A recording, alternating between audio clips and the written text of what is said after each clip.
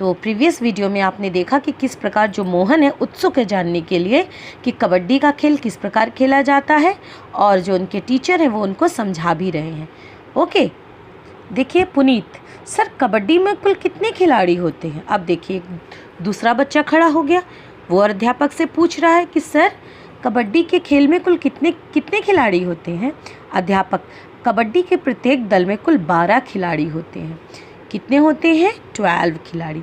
लेकिन खेलने के लिए मैदान में केवल 7 खिलाड़ी ही आते हैं, यानी एक टीम में 7 खिलाड़ी। ठीक है, 12 टोटल होते हैं, लेकिन जब खेलने के लिए प्लेग्राउंड में उतरते हैं तो कितने होने चाहिए? 7। ओके बेटा, आगे देखिए। मोहन, सर कबड्डी कैसे खेली जाती है? अब मोहन फिर पूछ रहा है कि सर कबड्डी कैसे खेली जाती है, हमें विस्तार से बताइए, हमें अच्छे से बताइए आप। अध्यापक, कबड्डी 2 दलों के मध्य खेली जाती है। अब अध्यापक बता रहे हैं कि कबड्डी 2 टीमों के बीच मध्य, ठीक है, खेली जाती है। दोनों दलों के खिलाड़ियों को अलग अलग रंग के वस्त्र पहनने होते हैं, और दोनों ही जो टीमें होती हैं बेटा, दोनों जो खिलाड़ी दलों के खिलाड़ी होते हैं उनको अलग अलग रंगों के कपड़े पहनने होते हैं। जैसे एक रेड पहनेगा तो दूसरा ग्रीन पहनना है ना, कि एक दल का खिलाड़ी एक ही रंग के कपड़ा पहनेगा।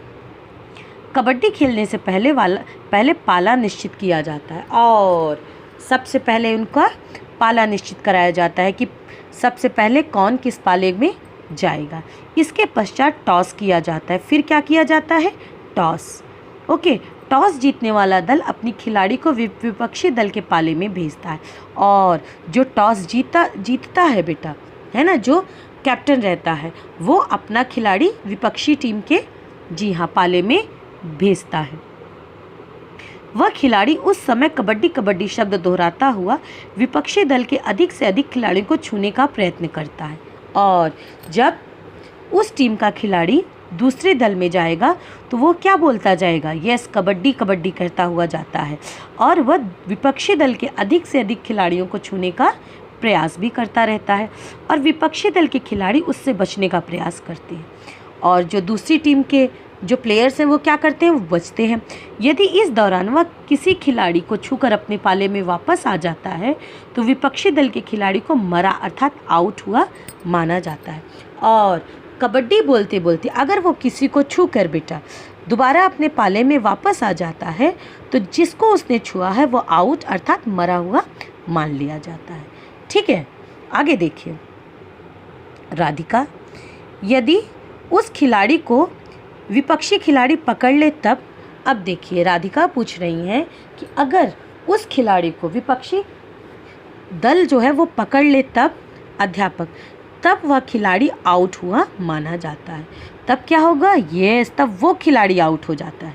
ठीक, परंतु यदि वह खिलाड़ी पकड़े जाने पर भी कबड्डी कबड्डी शब्द बोलता हुआ अपने पाले की रेखा को छूने में सफल हो जाता है तो उसको पकड़ने वाले सभी खिलाड़ी आउट मान लिए जाते हैं। यस, अगर जो कबड्डी कबड्डी बोलने गया है लड़का, ठीक है, जो खिलाड़ी गया है, यदि उसने कबड्डी बोलते बोलते उसकी सांस नहीं टूटती और अपने पाले को छू लेता है, भले वो पकड़ा रहे, जैसे ना उसको खिलाड़ी पकड़े रहते हैं, लेकिन फिर भी वो कबड्डी बोलते बोलते अपने पाले को छू लेता है बेटा, तो उसको क्या बोलते हैं? यस, यानी वो जिंदा है और बाकी जितने खिलाड़ियों ने उसको छुआ है वो सारे आउट माने जाते हैं। लेकिन यह ध्यान रखना पड़ता है कि ऐसा करते समय उसकी सांस ना टूटे, और इस बात का भी ध्यान देना पड़ता है कि कबड्डी बोलते बोलते उसकी सांस ना टूटे। मोहन, सर यह सांस टूटने का क्या अर्थ है? अब मोहन के मन में है ना सवाल आ गया कि यह सांस टूटना क्या होता है सर? अध्यापक, जब एक दल का खिलाड़ी दूसरे दल के पाले में जाता है उसे लगातार एक ही सांस में कबड्डी कबड्डी शब्द बोलना पड़ता है ना। तो अध्यापक बताते हैं कि जब एक दल का खिलाड़ी दूसरे दल में जाता है, पाले में जाता है, तो उसे लगातार एक ही सांस में कबड्डी कबड्डी शब्द बोलना पड़ता है। इस दौरान वह दूसरे दल के खिलाड़ियों द्वारा पकड़ा जा सकता है ना, यानी वो पकड़ा भी जा सकता है। पकड़े जाने पर अपने पाले की रेखा को छूते समय उसे कबड्डी कबड्डी बोलते रहना पड़ता है। और अगर वो पकड़ा भी गया है बेटा, तब भी वो कबड्डी बोलते बोलते वो जो बीच वाला पाला उसको छूने का प्रयत्न करता है। यदि बोलते समय वह अटक कर या रुक कर सांस ले लेता है तो उसकी सांस टूटी हुई मान ली जाती है। और यदि वो सांस लेने के लिए रुक जाता है या बीच में अटक जाता है, रुक जाता है, तो यस, उसकी सांस टूटी हुई मान ली जाती है और वह आउट माना जाता है। और इस प्रकार वो आउट माना जाता है। ठीक है बेटा, बाकी हम लोग नेक्स्ट वीडियो में पढ़ेंगे।